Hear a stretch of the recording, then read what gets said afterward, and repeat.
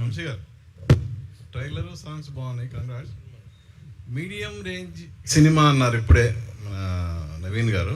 But ఈ సినిమాకి medium range budget cinema, but ఈ సినిమాకి టికెట్ రేట్ హైక్ చేయాల్సిన అవసరం ఏంటి?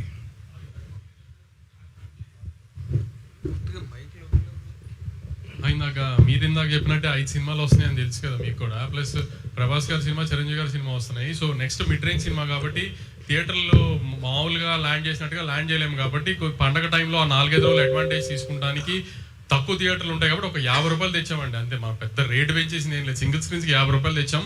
ఆంధ్రాలో 75 రూపీస్ మల్టీప్లెక్స్కి తెచ్చాం అంతే. ఎందుకంటే థియేటర్లు తక్కువ పడతాయి కాబట్టి ఇన్ని సినిమాల మీద.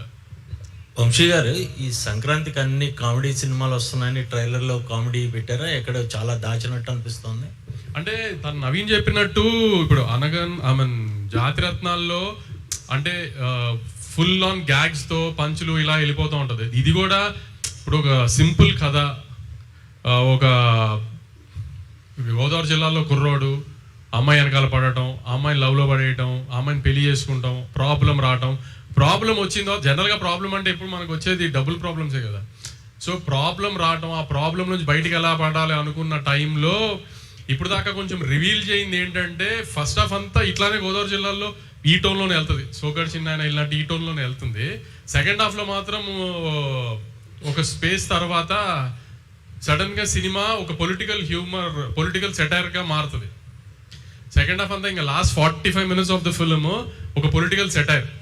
అంటే ఎవరిని కించపరిచేటట్టు ఆ సెన్స్లో కాదు. పల్లెటూరుల్లో దాన్ని ప్రెసిడెంట్ అంటారు కదా, ఆ ఊరు ప్రెసిడెంట్, అది చిన్నది లేండి. ఎమ్మెల్యేలు, ఎంపీలు, మినిస్టర్లు, ఓ సీరియస్ లీడర్ అలా స్పేస్లో కాదు. ఒక చిన్న నవీన్ స్టైల్లో ఏదన్నా ఒక చిన్న ఎటకారం చేస్తుందంటే అప్పటికప్పుడు డబ్బులు సంపాదించాలి అంటే కుర్రోళ్ళు ఏదన్నా అదే ఆలోచిస్తారు కదా. సినిమాల్లోకి వెళ్ళిపోవాలి లేదంటే పాలిటిక్స్లోకి వెళ్ళిపోవాలని అన్నట్టుగా ఒక చిన్న ఊపు వస్తుంది కదా పిల్లలు కుర్రోళ్ళకి ఎటకారంగా. ఆ ఎటకారం స్పేస్లోనే ఒక చిన్న పొలిటికల్ సెటైర్ ఉంటుంది సెకండ్ హాఫ్లో. అంటే కథలో నుంచే వస్తుంది. అది ఏది సపరేట్ గా పెట్టిన బ్లాకింగ్ కాదు, కథలోనే బేసికలీ ఈ కథలోనే ఆ విలేజ్ లో ఒక ఎలక్షన్స్ జరుగుతున్నాయి. సో ఆ ఎలక్షన్స్ బ్లాక్ లో ఒక very very funny political satire blocks కూడా ఉన్నాయి. అది మేము ట్రైలర్ లో దాచామన్నమాట. సినిమాలో మీరు ఎక్స్పీరియన్స్ ఒకటి సెకండ్ హాఫ్ లో సర్ప్రైజ్ గా ఉంచుదాం. ఇంకా రేపు రిలీజ్ కాబట్టి మనం రివీల్ చేస్తున్నాము. Last 15-20 minutes of the film కూడా మిస్సెస్ పోలిశెట్టి లాగా ఒక మంచి ఎమోషన్ ఉంటుంది. పల్లెటూరులో కైండ్ ఆఫ్ ఒక ఎమోషన్. పల్లెటూరు కుర్రోడు, ఆ ఒక టౌన్లో కానీ పల్లెటూరులో కానీ కుర్రాలు పెరిగితే ఆ చుట్టుపక్కలతో అందరితో ఎలాంటి ఎఫెక్షన్ ఉంటుంది ఏంటి అనేది అదొక చిన్న ఎమోషన్ ఉంటుంది. అది కూడా బాగా వర్కౌట్ అయింది.